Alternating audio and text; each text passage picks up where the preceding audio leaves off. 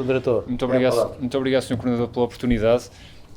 Bom, o Secretário Executivo e a Direção de Cooperação em particular gostaria, em primeiro lugar, de agradecer ao Sr. Coordenador a disponibilidade que demonstrou em confiar no trabalho da Direção de Cooperação para o ajudar na coordenação destes trabalhos, a todos os pontos focais pelas palavras elogiosas que nos dirigem, que nos tocam muito e que agradecemos naturalmente.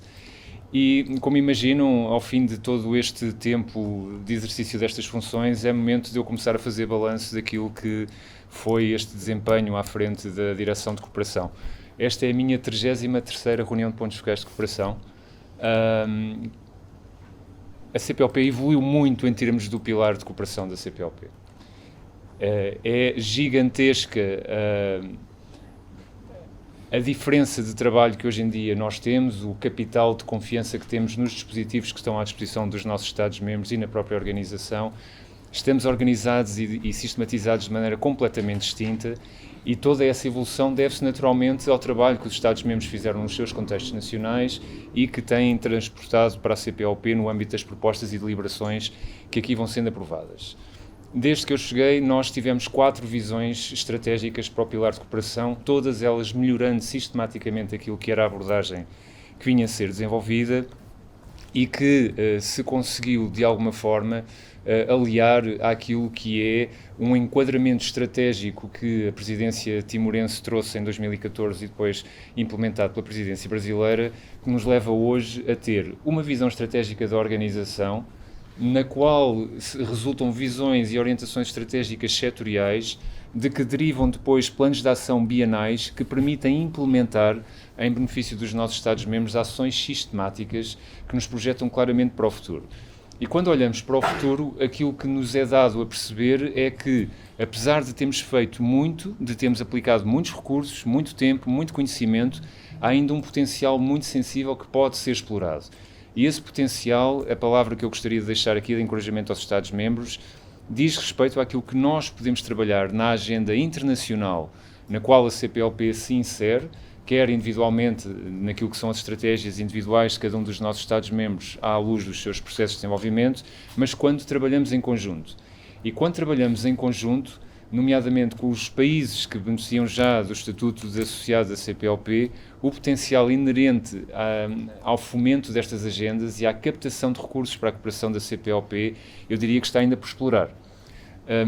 O Secretariado Executivo, com o apoio e a confiança dos Estados-membros, vem ensaiando alguns diálogos com alguns destes Estados e alguns deles são francamente encorajadores e, portanto, projetando o futuro, olhando para o passado, mas projetando o futuro, eu acho que o potencial das próximas reuniões de pontos focais de cooperação a partir de 2025, 2026, devem seriamente enquadrar a possibilidade de convidar para este seio, logo que as condições sejam criadas, representantes das agências de cooperação de todos estes 34 associados, 29 países para já e 5 organizações internacionais, para com eles, reunião a reunião, irmos partilhando estes desafios, estas visões estratégicas e que eles percebam que a CPLP está amplamente estruturada, tem mecanismos que oferecem confiança para que eles possam depositar na CPLP a gestão dos seus recursos e acho que esse trabalho em conjunto é o desafio para os próximos anos.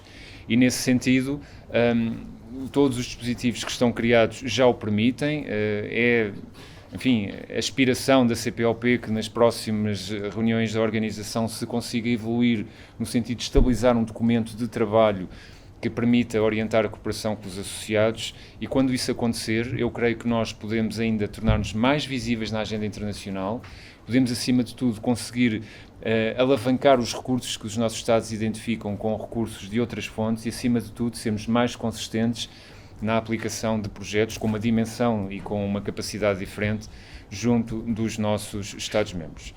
A candidatura que Cabo Verde apresentou ao acolhimento da 5ª CIDS é um exemplo disso mesmo.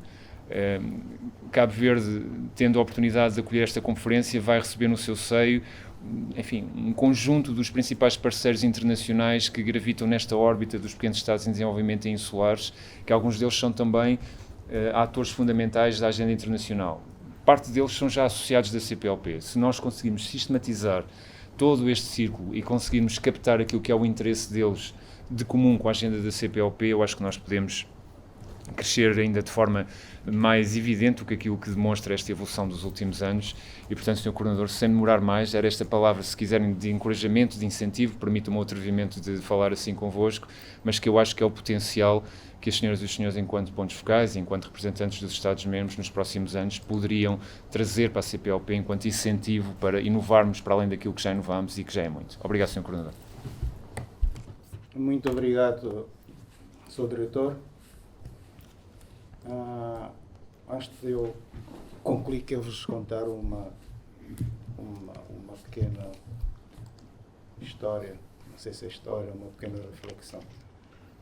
Remonta ao ano de 2009, concretamente no mês de março de 2009, estava eu nesta sala e a quinta figura que vocês encontram ali era o Ministro dos Negócios Estrangeiros, o Ministro Carlos Alberto Stini. Estava eu a entrar para a carreira diplomata. Éramos cerca de 7 novos diplomatas. E o Ministro dizia-nos assim, bom, meus caros, vocês daqui a alguns anos serão futuros embaixadores de um país brilhante que é São Tomé e Príncipe.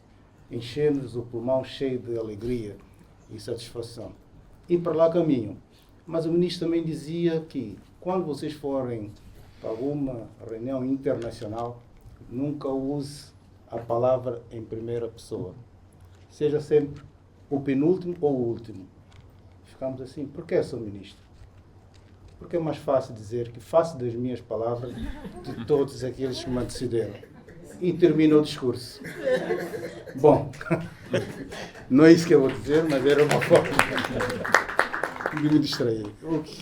Bom, eu agradeço a presença de todos os colegas e digamos que tivemos aqui um dia e meio de muita alegria, trabalho. São Tomé e Príncipe fica muito grato com a vossa presença e fizemos de tudo que estava a nosso nível para receber-vos bem e a nível do legado, da recomendação do seu secretário executivo no quadro da sua abertura, que nós conseguíssemos avançar nos trabalhos. Penso que nós respondemos à expectativa que foi colocada. Tivemos 2 projetos aprovados na categoria A, os outros também aprovados, mas na categoria B.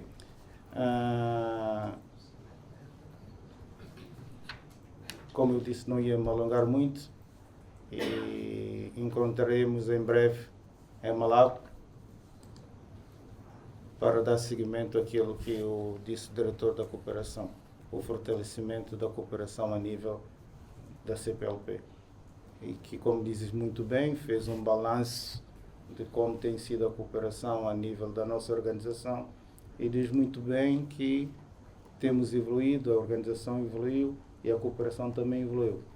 E assim pretendemos que continue e que estamos aqui para dar resposta às solicitações que nos serão colocadas.